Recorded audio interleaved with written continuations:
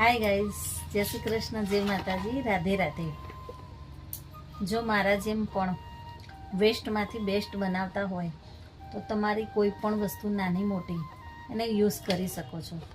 જેમ કે મેં આ પંખો લાવ્યો ને તો મારા દાંડી તૂટી ગઈ હતી, તો મેં એને છે ને એક લીમડાની દાણી લીધી પતલી, આના માપની કરી અને અંદર નાખી દીધી. જો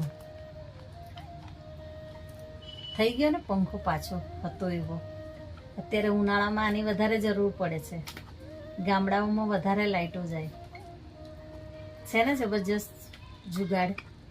અને બીજું, તમારા ખાયણી દસ્તા હોય છે ને, જેને તમે ખાંડો પછી શાયદ 10 મિનિટ કે 15 મિનિટ ખુલ્લું રહી શકે છે, તો ખુલ્લું ન રહી શકે મેં પણ ખાંડેલું જ છે.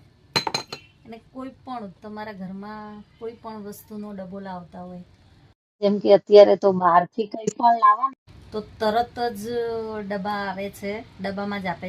એનું ઢાંકણ લઈ લેવાનું, તમારા ખલના માપનું જોવાનું, પછી અહીંયા ગોળ પેનથી લીટો કરી દેવાનો છે, પછી એ ગરમ ગરમ છરી લઈ અને ગોળ કાણું પાડી દેવાનું.